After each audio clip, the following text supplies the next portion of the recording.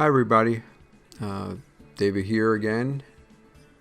Thanks for coming back. In this video we're going to cover a few other things, including the Shakti Yoga that we talked about in our last video. So in the previous videos we covered a few things. If you look on the screen here in my awful handwriting, well, it's actually awful marker writing, is we covered the lunar eclipses. We covered Kalasarpa Yoga. We covered, and we're going to cover, Shakti Yoga, Buddhi Aditya Yoga, and Yoga Karaka.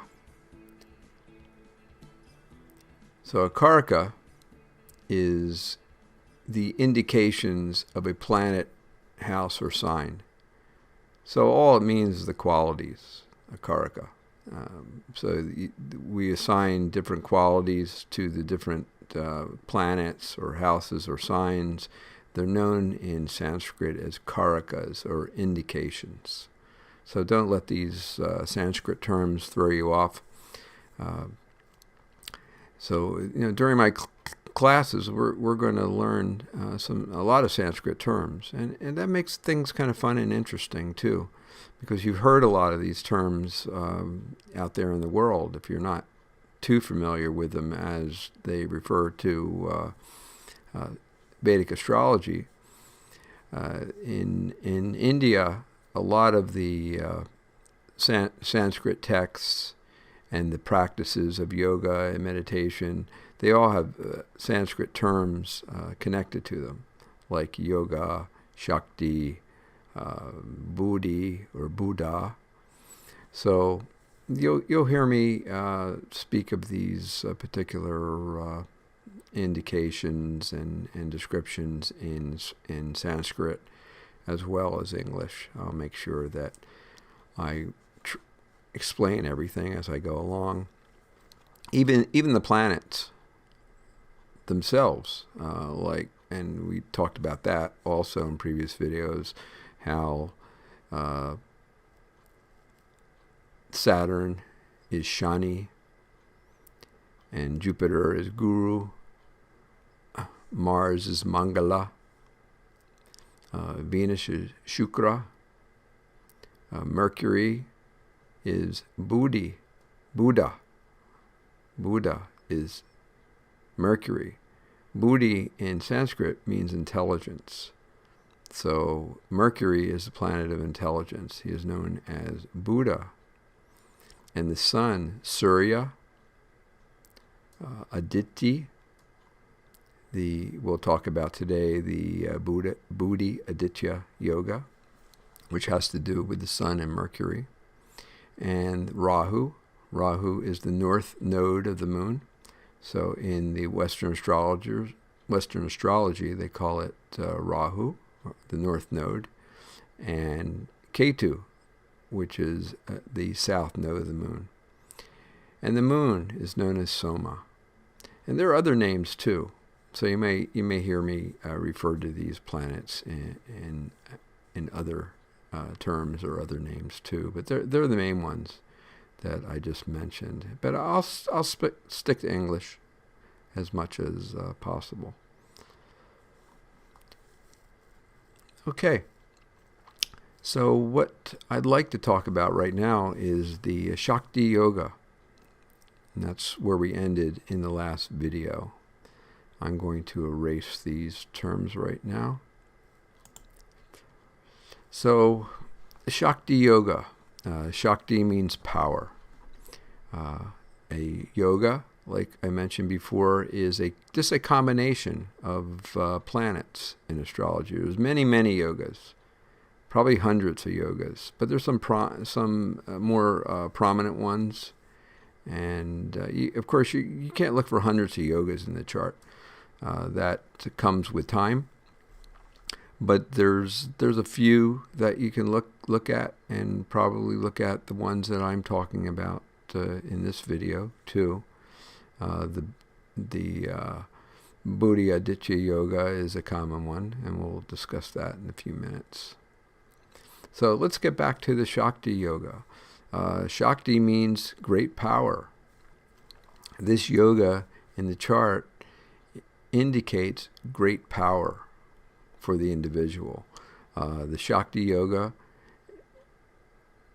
is comprised of two planets, Rahu and the Moon. And we have Rahu here. Get my drawer going here again. My highlighter. So we have Rahu over here, and we have the Moon over here. So the other requirement is, it's just not having Rahu and the Moon in the chart. They have to be aspecting each other. And something that we'll learn about in the future is called a Rashi aspect. There are particular aspects in the chart that cause the signs to communicate more strongly together. For example, Rahu is in a mutable sign. It's in the mutable sign of Gemini. And we have the Moon here, located in Sagittarius, the mutable sign of Sagittarius. So just the fact that Rahu and the Moon are in mutable signs creates a situation where they will be communicating in a stronger fashion, or they will be exchanging energies more prominently in the chart. There's the mutable signs, there's the fixed signs, there's the cardinal signs, or the movable signs.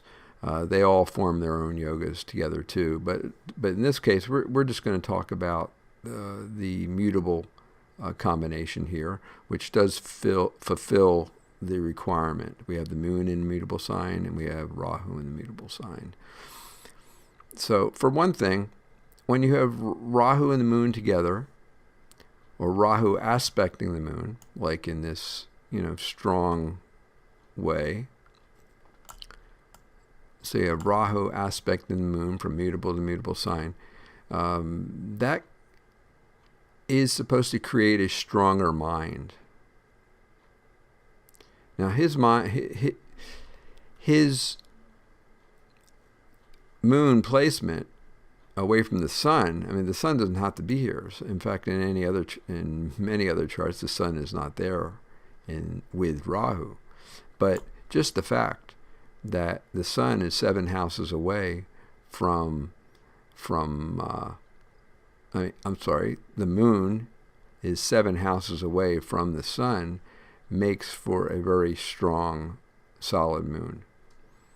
And I know we talked about how Ketu influences the Moon. That's a whole other issue, and we talked about that before. But let's just peel all the layers back and just talk about the Rahu-Moon combination. Try to make it as simple as possible.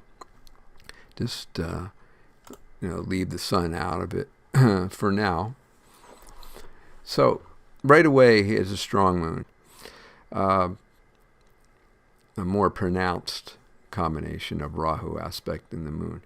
Okay, the second requirement is it's not only the positions of the houses, of the signs as being mutable signs, but also the position of the houses too. One of those planets must be in a trinal position. So we'll start with Rahu. Is Rahu in a trine? It's in the 11th house. Okay, there's the 11th house. No, the 11th house is not trine. Is the 5th house a trine? Yes, 5th house is a trine.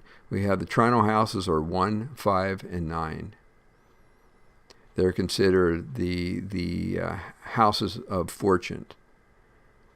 So right away, this is telling you this is not only a powerful yoga, but this is a yoga that creates fortune in one's life. So the emphasis is on a powerful yoga with Rahu aspecting, or the Moon aspecting back to Rahu. So in the fifth house, a trinal house, a house of fortune.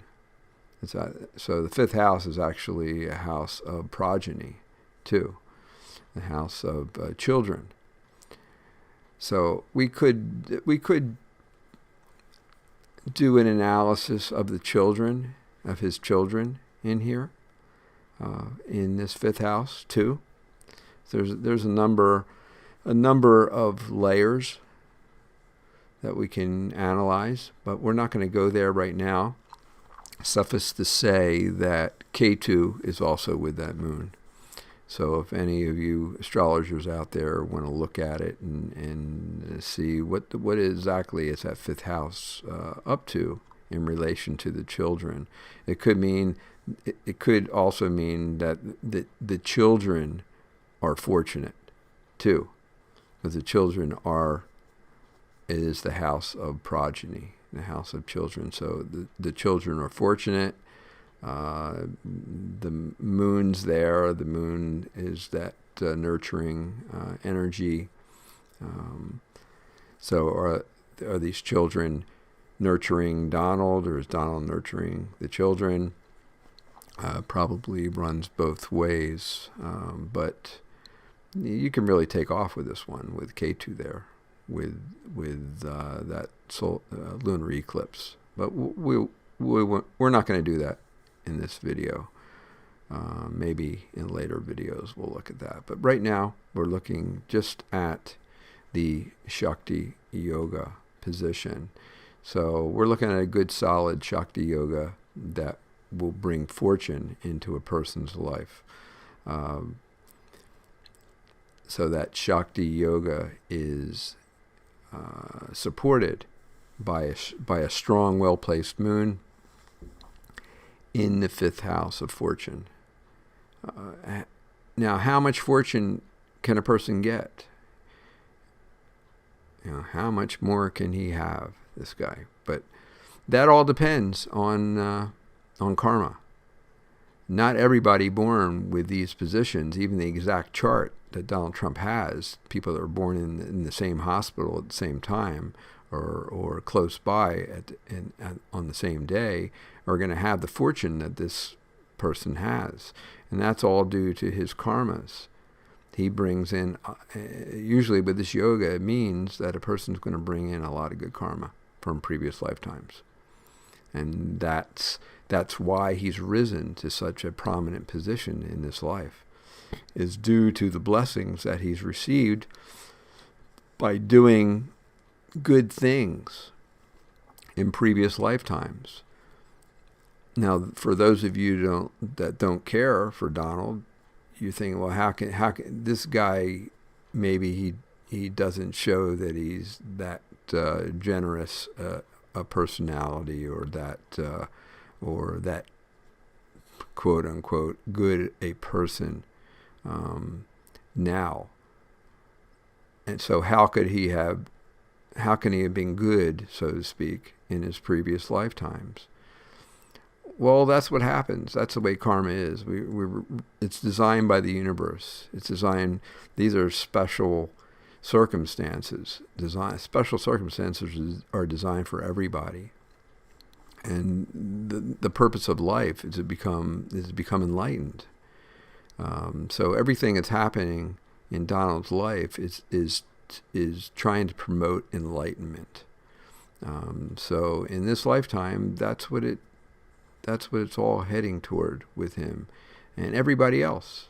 So if we're experiencing negative things in our life, or we're experiencing positive things in our life, it's all designed by the universe, designed by God, you can say, to help us to achieve some state of enlightenment.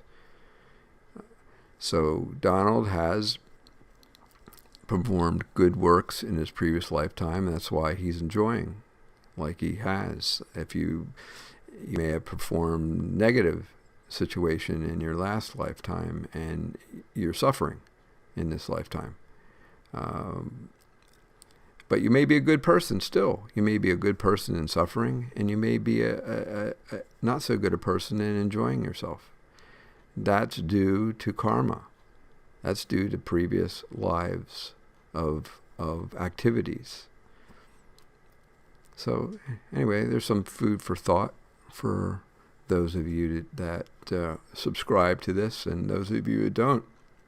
You might think about this, like why is a person born in a situation like Donald with a silver spoon in his mouth, right from birth, and another person is born in a poor situation?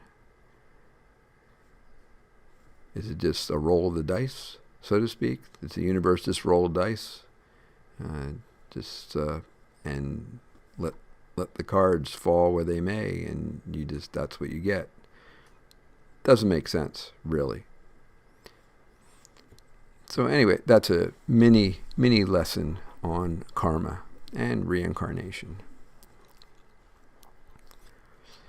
So there's Donald's yoga, his Shakti yoga. It's very, very powerful, very prominent yoga in his chart.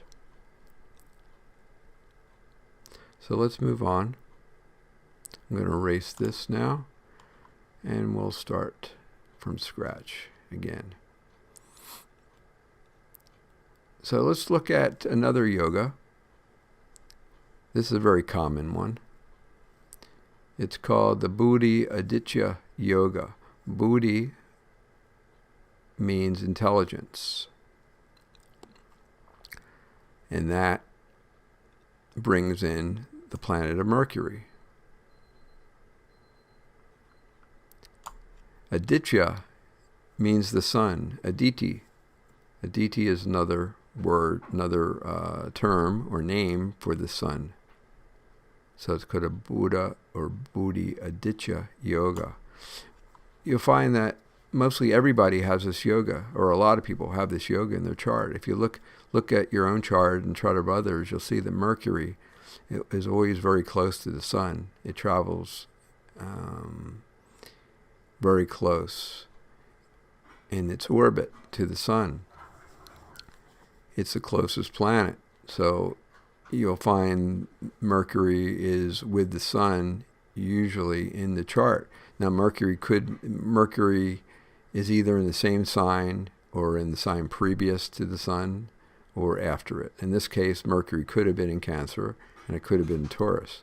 But in his chart, it's the positions of the planets on that day where Mercury was with the sun in the same sign.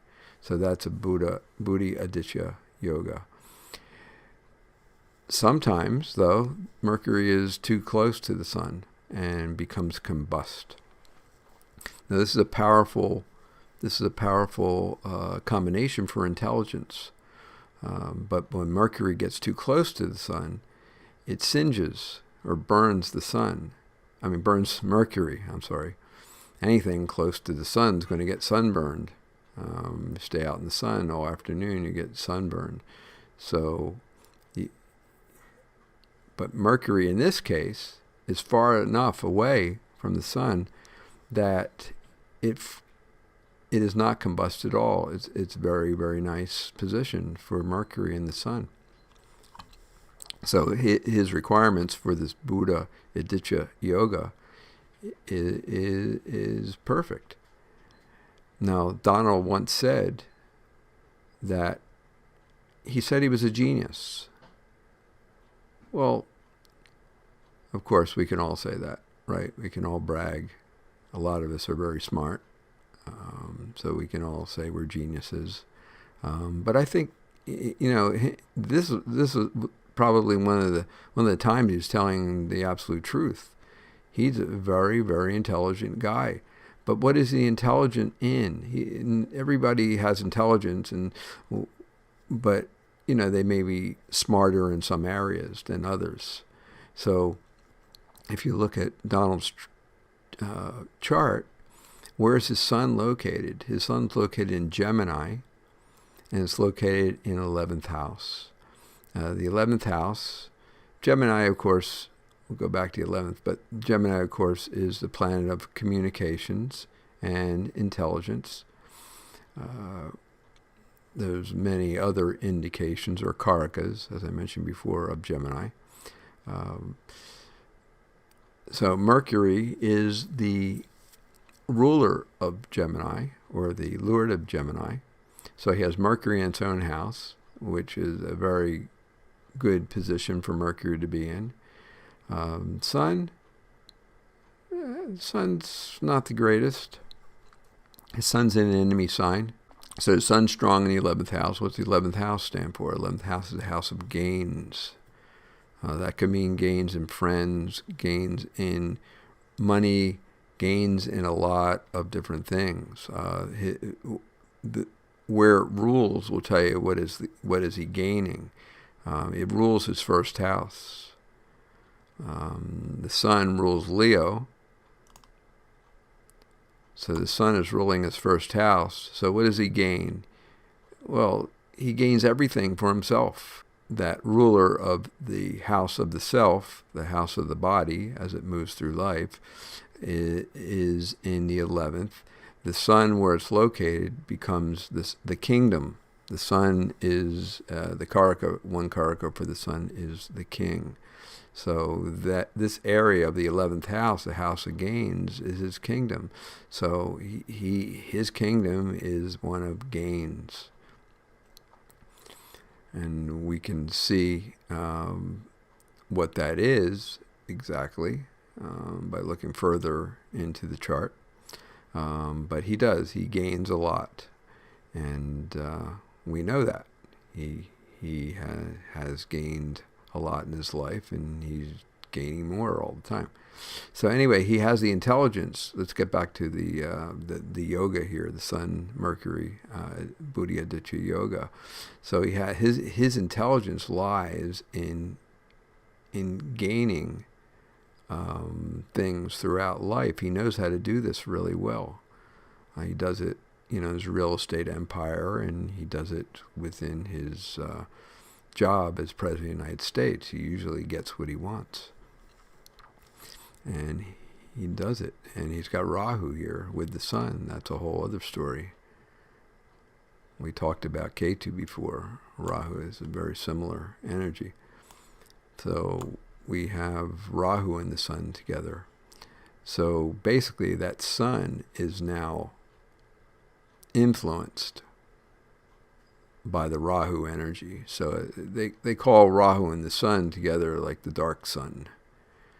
So in any case, you astrologers out there can read into it what you want, or agree or disagree with me.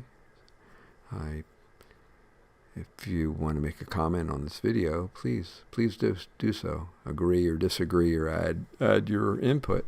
I'd love to read it. Thank you. Okay. So he has this nice yoga, like I said, influenced by Rahu, of course. Rahu represents the material world, by the way. So I think there's some intensity on gaining whatever he can from this world, even gaining kingship and having the intelligence to do it. Having great intelligence. I think, yeah, the guy's a genius. He's absolutely correct.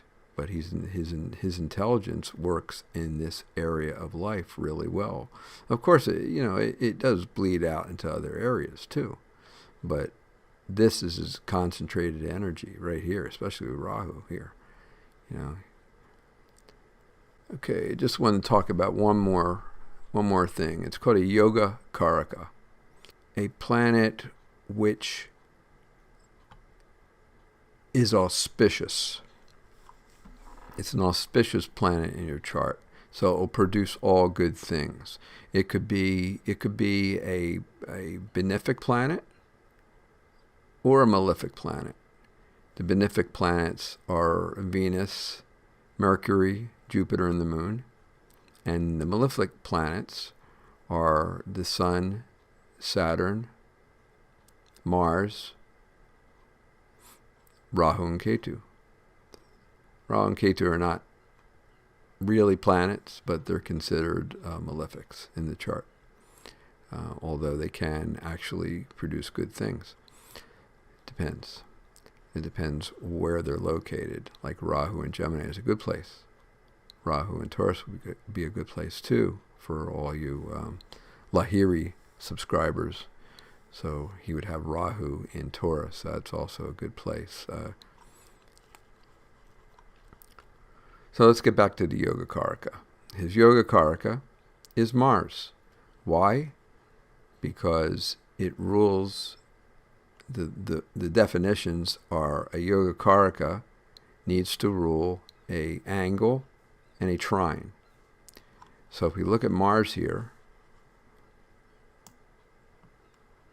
Mars rules Scorpio,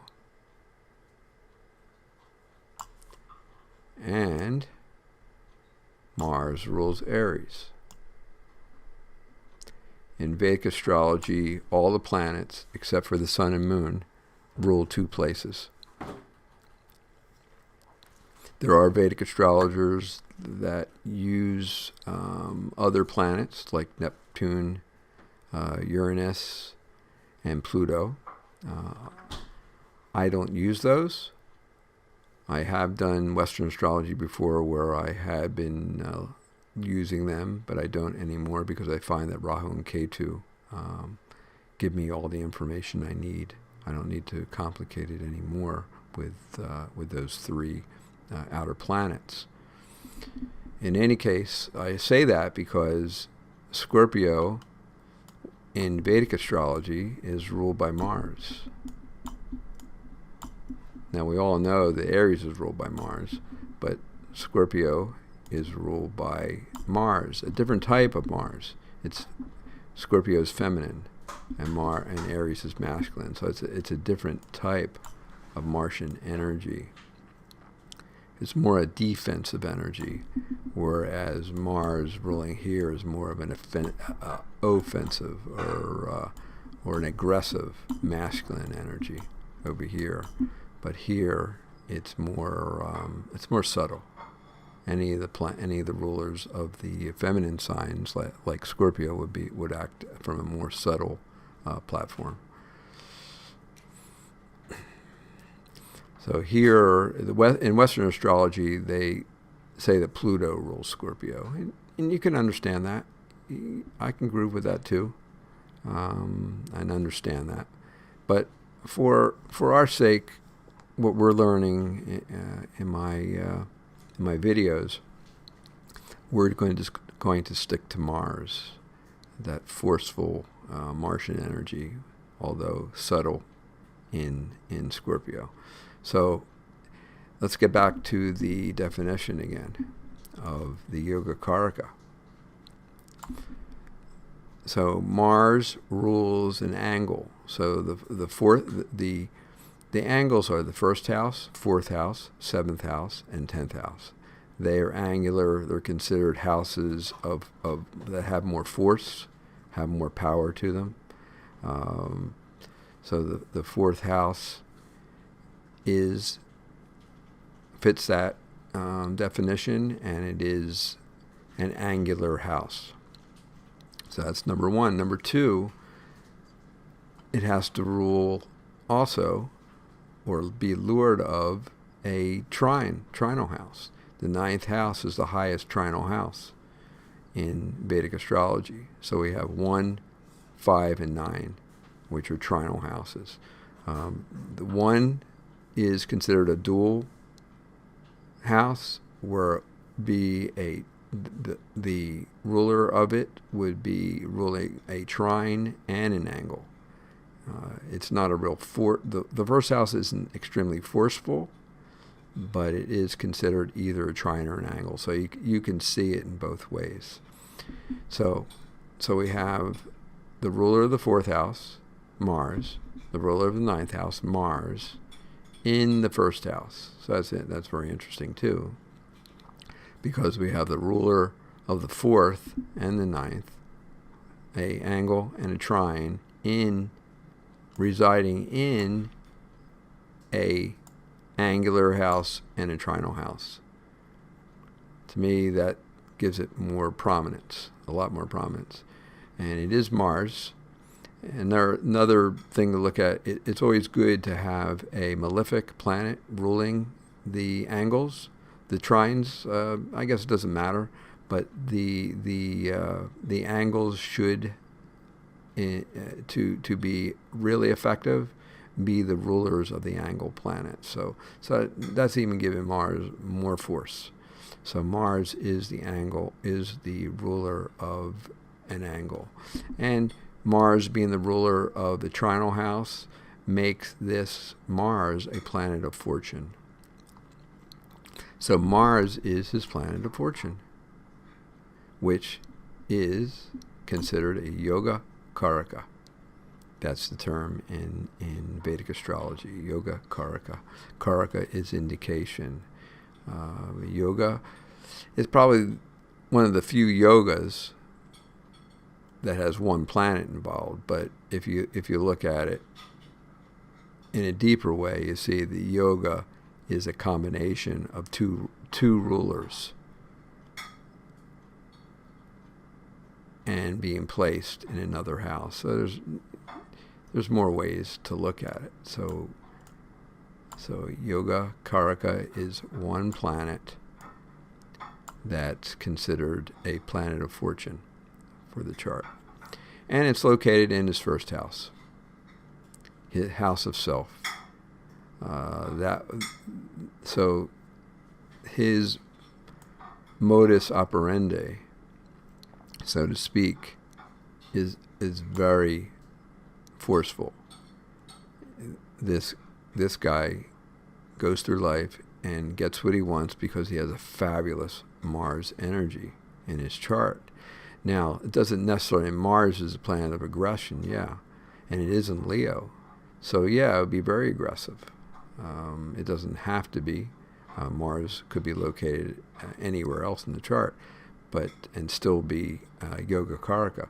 But having Mars in the first house means, yeah, someone who fights and gets what they want. It's a very aggressive yoga karaka, but it acts like a fortunate planet for Donald Trump. This guy is definitely someone to be reckoned with, and everybody knows that. What I would recommend is that anyone who's in line to become president of the United States or any kind of prominent position anywhere, their Congress or their representatives should have their charts done and see what kind of person this is. I mean, Donald's chart is so powerful. You know, it would show you this kind of guy that you're going to have a difficult time pinning this guy down. And he is power personified, and it's proven to be the case. I mean, he just does anything he wants and gets away with it. Not that that's a bad thing, but he's going quite a ride, and everybody around him, they better toe the line, or else they're tossed out, thrown under the bus, so to speak.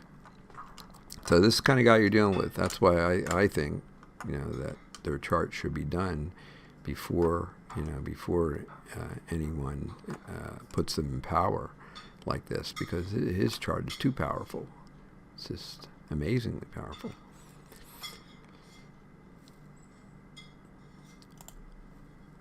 Okay, so I think I'm going to end this video. This is part 2 of Donald's evaluation. And in the next video, I think I'm going to just make one other video and try to make it as quickly as possible. We're going to look at his solar return. So what is a solar return chart? A solar return chart is the chart of the year. So on one's birthday, a new chart is cast, and for that day, on their birthday, all the planets in the sky are read like a new chart. Now it's read in a specific way. It's not read exactly like the natal chart. close, use a lot of the same principles, but there's a lot more added onto it. And one can do predictions based on a solar return chart.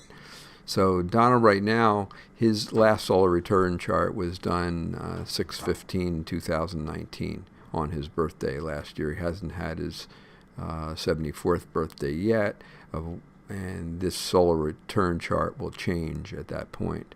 So since it's getting so close to his birthday, within a couple months here, we'll do a new evaluation, and we'll do an evaluation of this planet from this year, or from 2019 to his birthday in 2020 in between. So we'll look at that, and we'll try to gather some more information about our President Donald Trump. You all have a great day and great rest of the week. Out here in California, it's been raining a lot, and we're going to have a sunny week and a warmer week. We're looking forward to that, and I hope everybody is doing well and feeling well and getting through this corona thing. So we'll talk to you then. Jai Ganesh, I'm signing out.